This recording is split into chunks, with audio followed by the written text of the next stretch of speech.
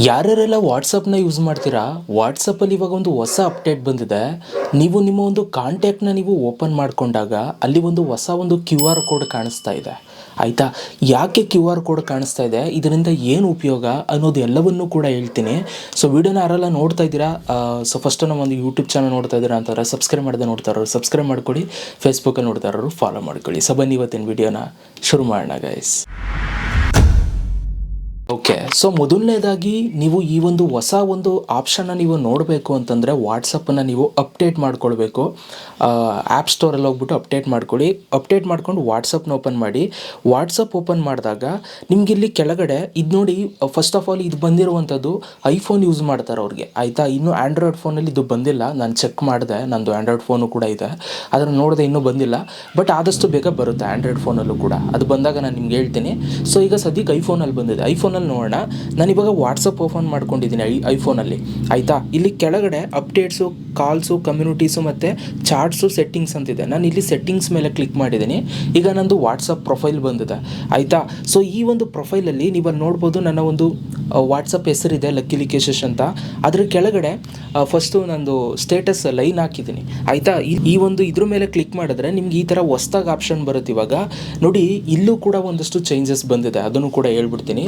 ನೀವು ಇಲ್ಲೇನು ಲೈನ್ ಹಾಕ್ತೀರಾ ಇದನ್ನು ನೀವು ಇಲ್ಲಿ ಹಾಕ್ಕೊಳ್ಬೋದು, ಮತ್ತು ಡ್ಯೂರೇಷನ್ ಸೆಟ್ ಮಾಡ್ಬೋದು, ಎಷ್ಟು ದಿನ ತನಕ ಇದೇ ಇರಬೇಕು ಈ ಒಂದು ಲೈನ್ ಅನ್ನೋದನ್ನು ಕೂಡ ನೀವು ಇಲ್ಲಿ ಸೆಲೆಕ್ಟ್ ಮಾಡ್ಬೋದು. ನಾನು 1 ಡೇ ಅಂತ ಸೆಲೆಕ್ಟ್ ಮಾಡ್ತು ಅಂತಂದರೆ 1 ಡೇ ಬರುತ್ತೆ. ಸೊ 2 ಡೇಸ್ ಅಂತಂದರೆ 2 ಡೇ, ಈ ಥರ ನೀವು ಸೆಲೆಕ್ಟು ಕೂಡ ಮಾಡ್ಬೋದು. ಮತ್ತು ಕೆಳಗಡೆ ಒಂದಷ್ಟು ವಾಟ್ಸಪ್ ಅವರ ಆಟೋಮೆಟಿಕಲಿ ಕೆಲವೊಂದಷ್ಟು ಲೈನ್ಸ್ಗಳನ್ನ ಆ್ಯಡ್ ಮಾಡಿದ್ದಾರೆ, ಆಯಿತಾ. ಇದು ಅಪ್ಡೇಟ್ ಇದೊಂದು ಬಂದಿದೆ. ಮತ್ತು ಅದರ ಜೊತೆಗೆ ಇಲ್ಲಿ ಪಕ್ಕದಲ್ಲಿ ಒಂದು ಕ್ಯೂ ಆರ್ ಕೋಡ್ ಇದೆ ನೋಡಿ. ಇವಾಗ ನಾನು ಈ ಕ್ಯೂ ಆರ್ ಕೋಡ್ ಮೇಲೆ ಕ್ಲಿಕ್ ಮಾಡ್ತೀನಿ. ಈಗ ನೀವು ಇಲ್ಲಿ ನೋಡ್ಬೋದು ಒಂದು ಕ್ಯೂ ಆರ್ ಕೋಡ್ ಬರ್ತಾ ಇದೆ.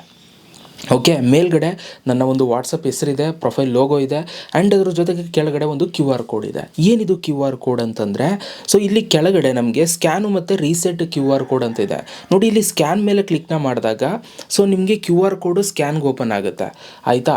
ಸೊ ಅದೇನೇ ನೀವು ರೀಸೆಟ್ ಕ್ಯೂ ಆರ್ ಕೋಡ್ ಕೊಟ್ಟಾಗ ಇಲ್ಲಿ ನಿಮಗೆ ರೀಸೆಟ್ ಅಂತ ಇನ್ನೊಂದು ಸಲ ಕೇಳುತ್ತೆ. ಸೊ ನೀವು ರೀಸೆಟ್ ಅಂತ ಕೊಟ್ಟಾಗ ಒಂದು ಹೊಸ ಕ್ಯೂ ಆರ್ ಕೋಡು ಆ್ಯಡ್ ಆಗುತ್ತೆ, ಆಯಿತಾ. ಸೊ ಇಲ್ಲಿ ಏನಾಗಿದೆ ಇದು ಕತೆ ಅಂತಂದರೆ ನೋಡಿ, ಇವಾಗ ಯಾವುದೇ ಒಂದು ವಾಟ್ಸಪ್ ಕಾಂಟ್ಯಾಕ್ಟ್ಸ್ಗಳನ್ನ ಇವಾಗ ನೀವು ಮುಂಚೆ ಎಲ್ಲ ನಂಬರ್ ಇಸ್ಕೊಳ್ತಾ ಇದ್ದೀರಿ, ಈಗ ನಂಬರ್ ಇಸ್ಕೊಳ್ಳೋ ನೆಸೆಸಿಟಿ ಇಲ್ಲ. ಸೊ ಜಸ್ಟ್ ಈ ಒಂದು ಕ್ಯೂ ಆರ್ ಕೋಡನ್ನು ಶೇರ್ ಮಾಡಿ, ಆ ಒಂದು ಕ್ಯೂ ಆರ್ ಕೋಡನ್ನು ನಿಮ್ಮ ಫ್ರೆಂಡ್ಸ್ಗಳು ಯಾರು ವಾಟ್ಸಪ್ ನಿಮ್ಮ ನಂಬರ್ ಇಟ್ಕೋಬೇಕು ಅಂತಂದರೆ ಅವರು ಅವರ ಫೋನಿಂದ ಸ್ಕ್ಯಾನ್ ಮಾಡ್ತು ಅಂತಂದರೆ ಡೈರೆಕ್ಟಾಗಿ ನಿಮ್ಮ ಒಂದು ವಾಟ್ಸಪ್ ಕಾಂಟ್ಯಾಕ್ಟ್ ಆ್ಯಡ್ ಆಗುತ್ತೆ ವಾಟ್ಸಪ್ಪಲ್ಲಿ, ಆಯಿತಾ.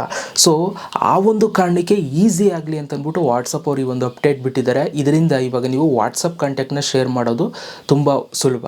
ಆಮೇಲೆ ಹುಷಾರಾಗಿರಿ, ಇನ್ ಕೇಸ್ ನೀವು ಈ ಒಂದು ಕ್ಯೂ ಆರ್ ಕೋಡನ್ನು ನೀವು ಫಾರ್ವರ್ಡ್ ಯಾರಿಗೋ ಮಾಡಿರ್ತೀರಾ, ಅವರು ಮಿಸ್ಯೂಸು ಕೂಡ ಮಾಡ್ಬೋದು. ಯಾಕೆಂತಂದರೆ ಅವರು ಬೇರೆಯವ್ರಿಗೆ ಒಂದಷ್ಟು ಜನ ಫಾರ್ವರ್ಡ್ ಮಾಡಿಬಿಡ್ಬೋದು. ಇದರಿಂದ ನಿಮ್ಮೊಂದು ವಾಟ್ಸಪ್ ನಂಬರ್ ಲೀಕು ಕೂಡ ಆಗಬಹುದು, ಆಯಿತಾ. ಸೊ ಹಾಗಾಗಿ ಈ ಒಂದು ಕ್ಯೂ ಆರ್ ಕೋಡನ್ನು ನೀವು ಯಾರ ಜೊತೆ ಶೇರ್ ಮಾಡ್ತೀರ ಅನ್ನೋದು ತುಂಬ ಇಂಪಾರ್ಟೆಂಟ್. ಇನ್ ಕೇಸ್ ಶೇರ್ ಆಯಿತು ಅಂತಂದರೂ ಕೂಡ ನಾನು ಇವಾಗ ರೀಸೆಟ್ ಕ್ಯೂ ಆರ್ ಕೋಡನ್ನು ತೋರಿಸಿದ್ನಲ್ಲ, ಆ ಥರ ನೀವು ರೀಸೆಟ್ ಮಾಡ್ಕೊಳ್ಳಿ, ಆಯಿತಾ. ಆವಾಗ ಹಳೆ ಕ್ಯೂ ಆರ್ ಕೋಡ್ ರಿಮೂವ್ ಆಗಿಬಿಡುತ್ತೆ, ಹೊಸ ಕ್ಯೂ ಆರ್ ಕೋಡ್ ಬರುತ್ತೆ. ಆಗ ಹಳೆ ಕ್ಯೂ ಆರ್ ಕೋಡ್ ಸ್ಕ್ಯಾನ್ ಮಾಡಿದ್ರೆ ನಿಮ್ಮ ನಂಬರ್ ಸಿಗೋದಿಲ್ಲ ಅವ್ರಿಗೆ, ಆಯಿತಾ.